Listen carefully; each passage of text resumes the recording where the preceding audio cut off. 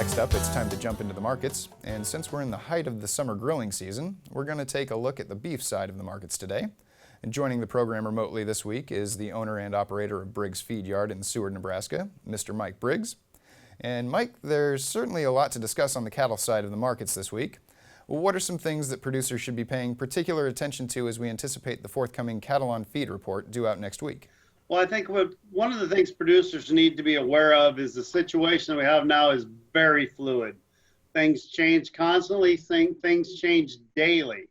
I think the situation we're in right now, Nebraska has done a really good job of getting all their overfat cattle cleaned up. In fact, on the conference call this morning, one of the things that kept getting saying are, where are all these cattle?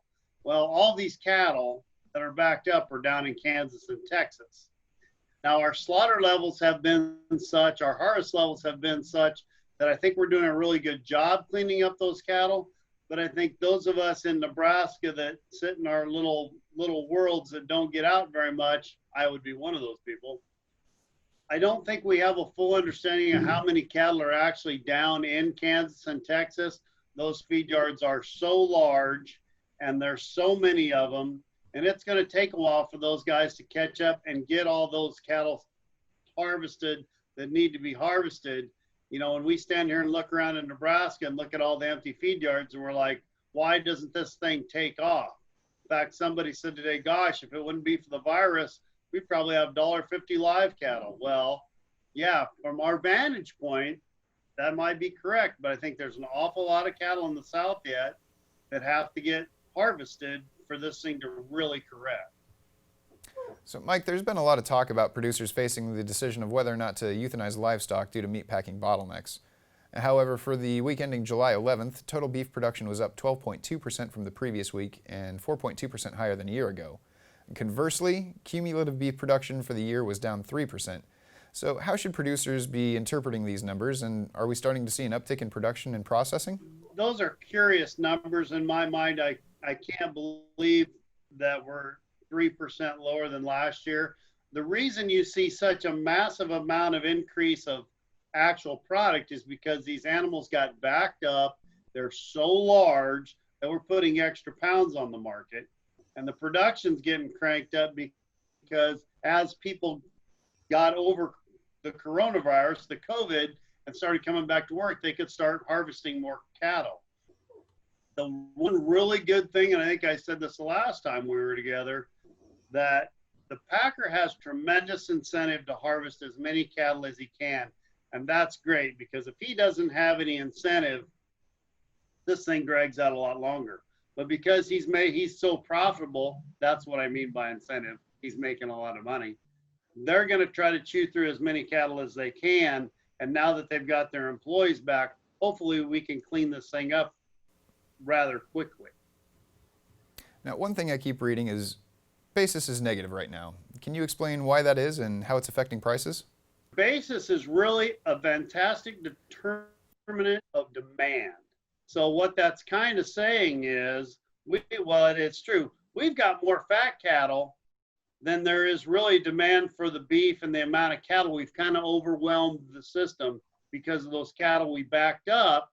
So now you've got a little bit of a problem. The packer can only take so many. So now that's what happens to basis. Basis falls away. When cattle are short, you'll see a positive basis. So the other thing that does, and that tells the producer, is, hey, don't sell your cattle. And I think that's part of what's going on. If you look back in March, April, May, our placement numbers were really low. So we've got a little bit of a hole that developed in September, October. Well, the market's trying to get producers to drag those cattle, feed them a little longer, and let's fill that hole. And so that's why you see a negative basis, because as we talked, like an incentive for the packer, that's a disincentive. A negative basis is a disincentive for feed yards to market cattle.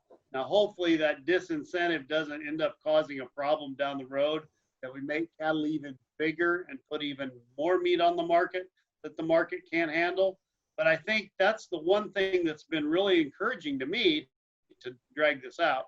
Demand has never really wavered through this whole thing. Demand has been excellent.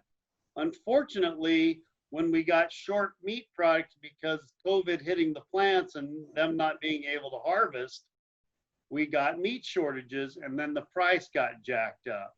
And unfortunately, the retailer hasn't quite lowered those prices back down to where he could because he feels like he got gouged on the way up, which he probably did by the packer. But so now he's trying to recoup his losses. But for us to really move product, and I think we really could move a lot of product if we get these prices back down to where they were in February and March, where everything was more normal. I think our demand would take care of this really quickly. Hopefully the retailer will feel comfortable to continue to lower prices as we move forward. And with basis being so negative, one bit of advice I've heard is that it would make sense to market fat cattle with an at-the-money put option and a $4 to $6 out-of-the-money call option. Could this type of action help create a synthetic short futures position? Is there anything to this theory? Well, I think I understand what that person is saying. What they're saying is this isn't a good time to go ahead and hedge your cattle or forward contract your cattle because of that negative basis. But anymore, you just really have to have some kind of risk protection. So if you're buying a put, you're buying the right, but not the obligation to sell your cattle. So if you buy that put and then to help pay for that put, you're selling a call over the top. Some people call that a fence or a window, whichever. But now you've given yourself a chance for the price to run up, and hopefully at the same time that basis will narrow. There's no guarantee for that basis. That's one of the risks that you really can't alleviate unless you contract with the packer. So you're going to have to take a little bit of a risk there. But I know if I was buying cattle right now, I'm not. If I was, I'd be buying puts because I'm bullish the future. I really am, because I really think we'll get this thing cleaned up. The only real damage to demand we did was our exports, and that's because the products got too high. That will come back into line as the price comes back into line. And I'm pretty friendly to the cattle market out front now. I'm not expecting a $20 rally, but at least we could get fat cattle back in the teens, which right now we're sitting at 95 to $1. So that's a reasonable sized rally. Typically your rallies are $12 to $15. On that note, since I said that, the down we had in the market was $29.60. That's how severe the price drop was in the cattle. Now, the latest trade data from May of 2020 showed a decrease in beef exports due to COVID-19 related disruptions in beef production. There was a sharp drop-off with exports to Mexico and Japan, and these are two of our top purchasers. How concerning should that be for producers, and what course of action would you advise at this time? Hopefully our new NAFTA agreement is a big help with that, and I think they will come back. That was just a huge disruption. The price got way too high, and especially for Mexico, because of the type of meats they buy a lot of variety meats and a lot of lower end cuts. That stuff just got out of line. Now, once it comes back into line, I fully expect them to come back, fully expect Canada to come back. Now, I don't know the actual specifics of the beef trade with the new NAFTA agreement. I know that's not the correct term anymore, but listening to our president, they're very favorable, and I imagine that they are. I'm not worried about that. Those guys will come back. All of the export business will come back when you see prices normalize.